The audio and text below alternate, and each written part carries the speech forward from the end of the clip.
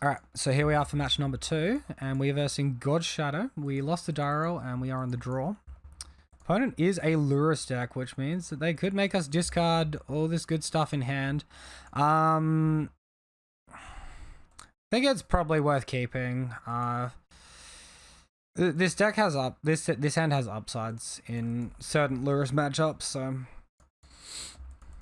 Mish's Bauble, well, I guess I really hope he doesn't make us discard now. Is cracking before the Mish's Bauble active? We're so getting thought seized here. Hey, well, I guess we're going to see how good the top of our library is. I don't really want to concede. We can conserve life for a while, get creatures back with Lurus. Game's not over. Opponent looks at the top card of our library post-Inquisition. Would have thought you'd do that prior, but play this one down tapped and pass the turn.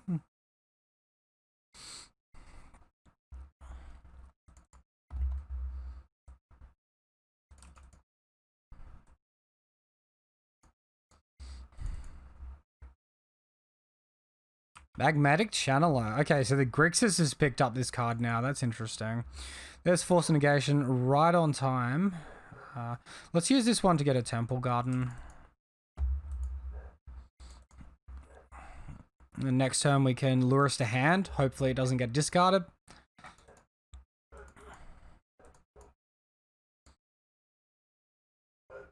Opponent is going to go for that grindy aspect with the Channeler. Eventually it will get to be a 4/4 creature.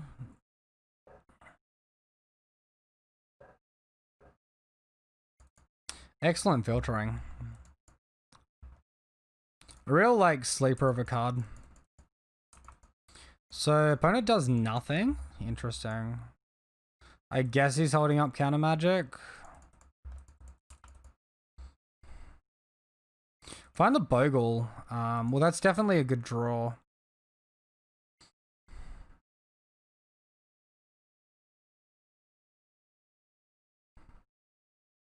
Sort of like pressed into playing it, but then I don't have much good afterwards. There's a chance my opponent's holding up Mana Leak. I haven't seen a Grixis version of this deck before, so I don't know what I'm playing into. Could just be Lightning Bolts. Let's keep them honest. Lurus, like, cast the creature in the same turn is, like, better anyway. Drown in the Lock. Fuck off, man. Yeah, of course it's that card.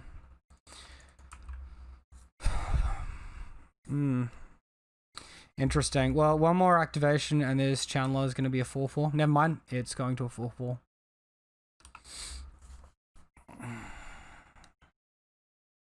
Sort of like ballsy move holding up Drown in the Lock instead of advancing your board state. Putting Drown in the Lock back on top. That's pretty bad for us. So I suppose the best move was lure us to hand and then play Bogle the turn after. Okay, he chooses not to put that on top. Interesting. Take 4 damage, sure.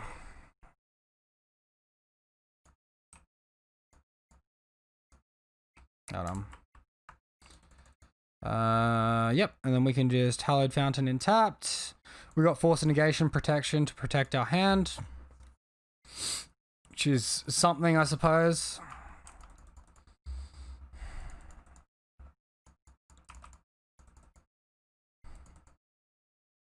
Find another Bogle. Well, we're not forced to play this Force of Negation just yet. Let's play out this Bogle from hand. Does beat Drown in the Lock, I think? No, maybe.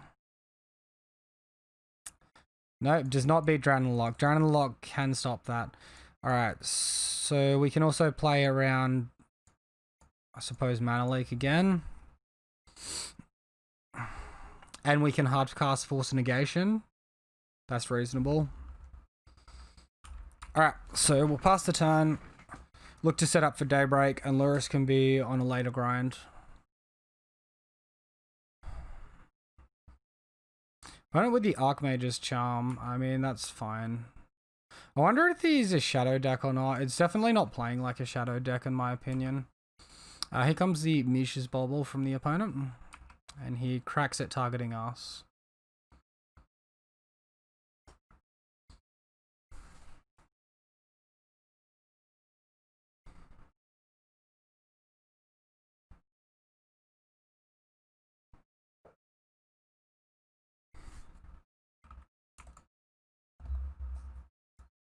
Opponent thinking about casting something. He's going to attack first. So life total goes down relatively low. Draw this Staggering Insight. Okay, well, things can lead off on the Daybreak Coronet.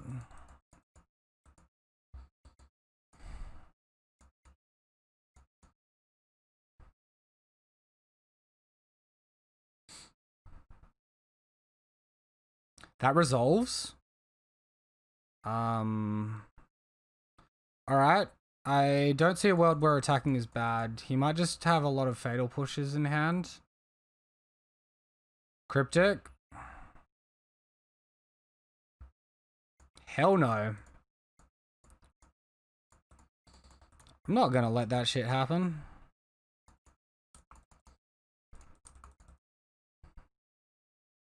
Let's get in there for 6. Alright, that feels pretty good.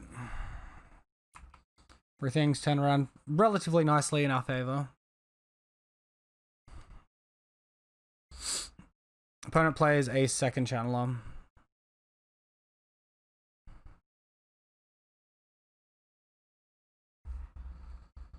Oh, we find the Ethereal Armor as well. That's huge. Oh, Ethereal Armor will add 3 power to our creature. Staggering Insight will add enough to kill 1 channeler, and Ethereal Armor will add enough to kill both and trample 1 damage. So I think your Ethereal Armor is the slightly better play, even though it's slightly less mana efficient.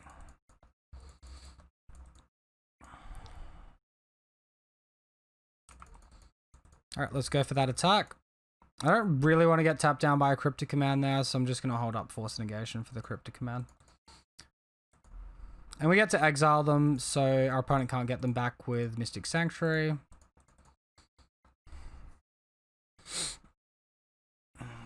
Two cards left in his hand. And we get to attack for 9. He's got a block with both creatures. Alright, well, we sort of successfully dismantled his game plan pretty well tempo-wise. If he blocks like that, he's dead. Alright, there it is.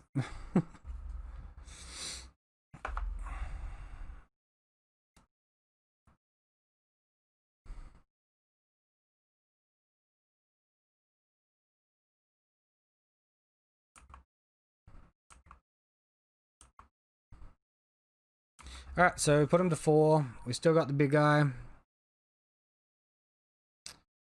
See if they have the 3rd Cryptic Command.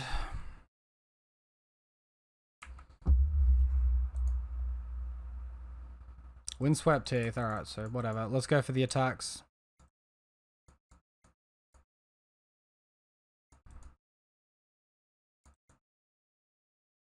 Wow, he has the 3rd Cryptic. Man, oh man. That's a little bit crazy. Should be like reasonably safe trying to resolve this Staggering Insight. Alright, so we do resolve that one. Well, that's something. So opponent can put Cryptic back on top. He doesn't draw what he wants though, and he concedes. Alright. Well, good news for us. We did get there. Against Cryptic decks, I mean, Surgical is pretty nice, right?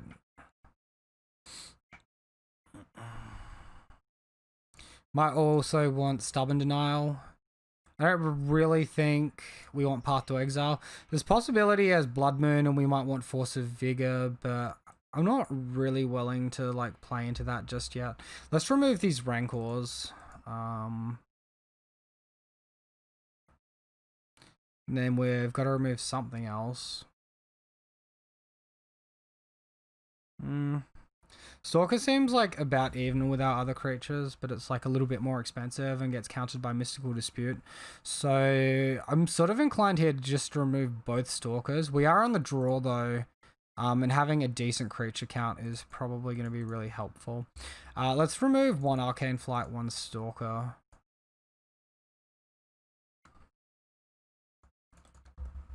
Alright, so my opponent is keeping a 7-card hand. Our 7-card hand, I mean, our lands put stuff into the graveyard, so stuff's going to get countered by Drown in the Lock, potentially. But we have a turn 1 creature, and I guess we keep them honest. I haven't got any ley lines in this particular list, so... I mean, I just have to risk it against the Thoughtseize deck. Thoughtseize decks have gone down a lot in popularity with all the Uro stuff that's going on. Alright, so let's play the Breeding Pool in tapped. Gonna try and keep cards in the graveyard to a minimum. Shock in Steam Vents. Oh man. He's got the Drown in the Lock. And I can't freaking cast my Scout. I just top decked into it. Alright, we'll just pass the turn to our opponent. And leave up fetch land. I don't know what else he's doing with the mana. Maybe some ops. Snapcaster Mage, hard cast. Really? Really? Okay. I'll take that.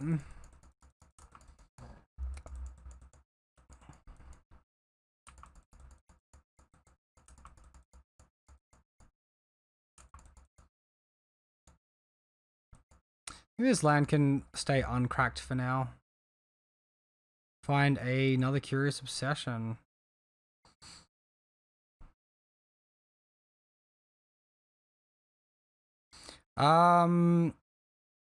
It's likely that we want to just get this Lurrus into hand. And my opponent doesn't, because like, I'm not under that much pressure here, right? My opponent seems pretty happy to hold up counter magic here, so let's put Lurrus to hand, pass the turn, see what they do. I don't want to give them like free everything, right? Alright, Snapcaster Mage in for another 2. We're still winning the race at the moment, by the way. Magmatic Channeler, post-combat, sure. Our hand is so stacked right now. Alright, well, we'll lead on the Lurrus. It provides the illusion that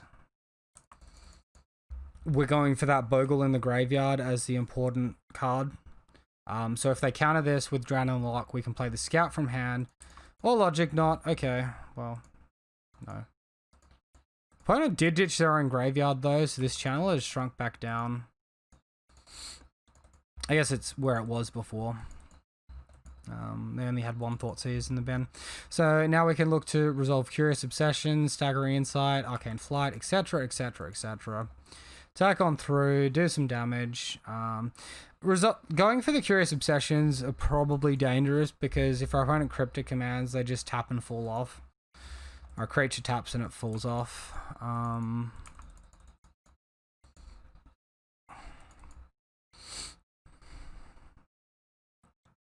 Let's go for flying here.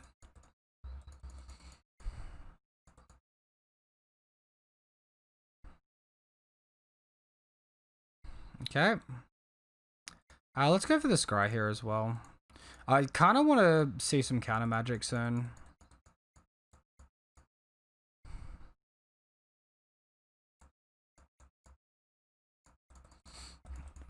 Alright, and there is the Staggering Insight.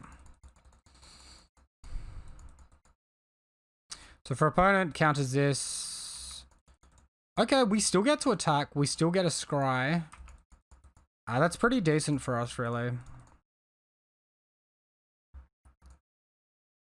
gonna put this on the bottom. I'm looking for counter spells. 1 card left in hand for my opponent.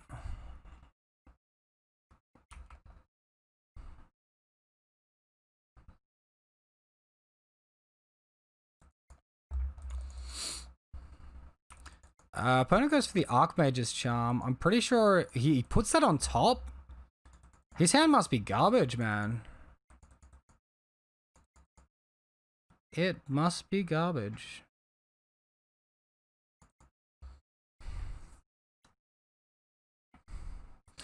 Also note that our opponent only has 1 red mana, so they can't anger the gods. As it was, I was tapped out, and I'm not drawing the Hyena Umbra this turn. It would be the next turn.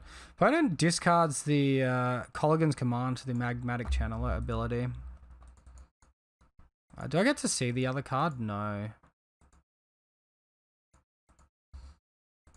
Or does it get exiled here or something? And then have some text like can be played? I don't know. Can't be bothered learning the intricacies of how that card represents on Magic Online. Okay, so it does go there, and he plays the Creeping Tar Pit for the turn. Alright. 1 card left in hand, and we do actually know that it's Archmage's Charm. Alright, so we'll just Curious Obsession. Curious Obsession.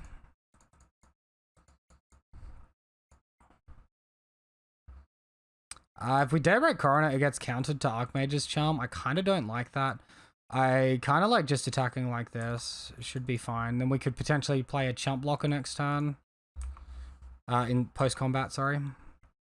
This card definitely going on the bottom. We have no need for that.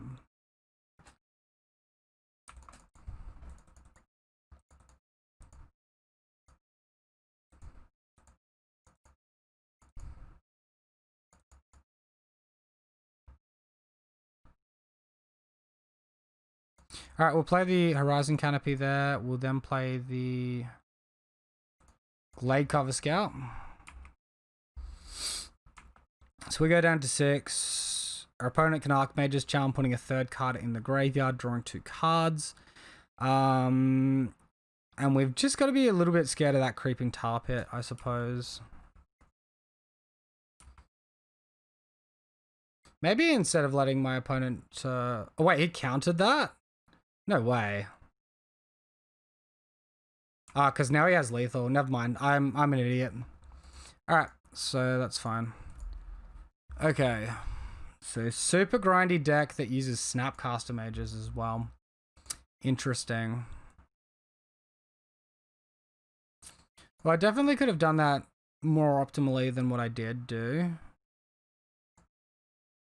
Let's bring back in the Arcane Flight. The extra point of toughness might matter against an Anger of the Gods. I didn't see any Blood Moon or my opponent playing like he did have Blood Moon. On top of that, he had Creeping Tar Pits, so I'm pretty sure Force of Vigor can just stay where it is, and we'll be happy enough with that. Surgical can like take cards out of our own graveyard as well to play around Drown in the Lock, which seems like a pretty nifty way to beat the card.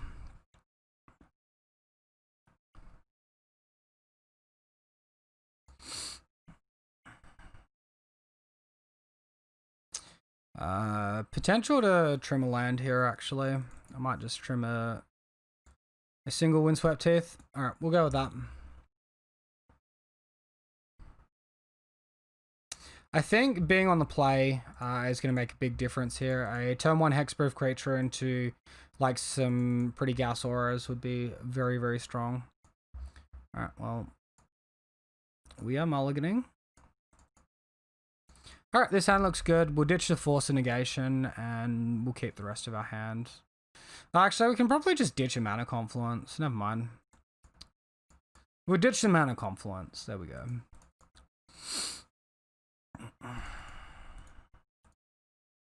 I'm used to, like, when you mulligan, you get rid of a card disadvantage spell, like Force of Negation, but there, it's better than the 3rd land, so just do that.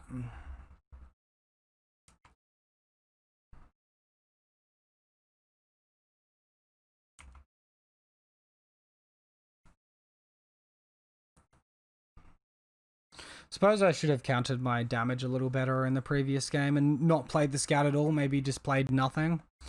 Alright, well, opponent with the Mishu's Bubble activation targeted himself and then played a Mystic Sanctuary.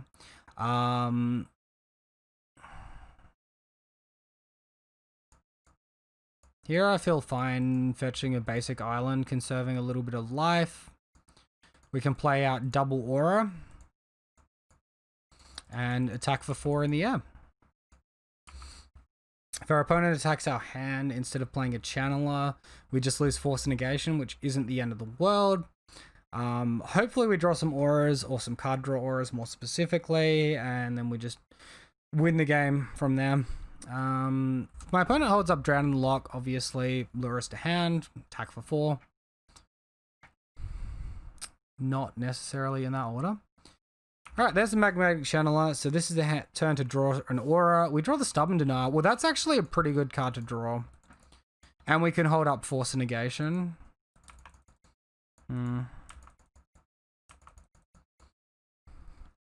Opponent currently no black mana. Let's just... What do we want to do? Do we care about countering stuff during our opponent's turn? Probably not. Alright, let's lure us to hand. Here's relevant interactions during our turn. He's 2 turns away from doing Cryptic Command as well.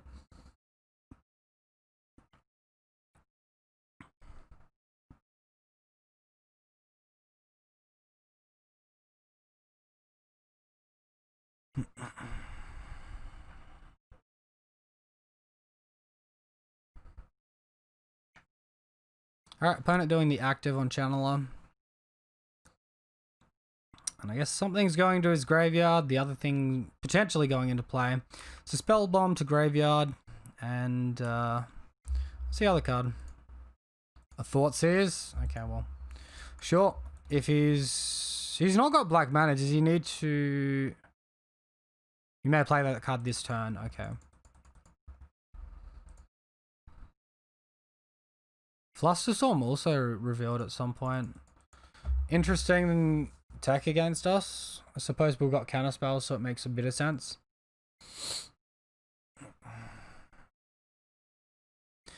There's the Blood Crypt. In tapped, he's not going to bother with the Thoughtseers. We top deck the Ethereal Armor. Hell yeah. Hell yeah, we did. I'm okay with adding 4 power and putting our opponent down to 2. I don't know about you guys. That's freaking epic.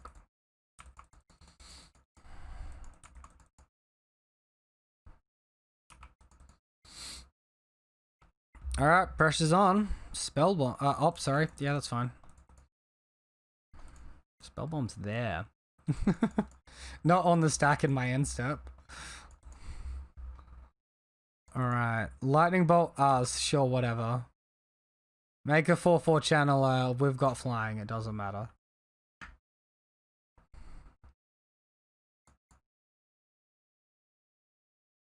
So if he's got... He can't discard spell and Cryptic Command us. I think his best play is like an Engineered Explosives, maybe. There's Cryptic Command. There's Thoughtseize. Sure, whatever. Opponent concedes. Alright, we get there.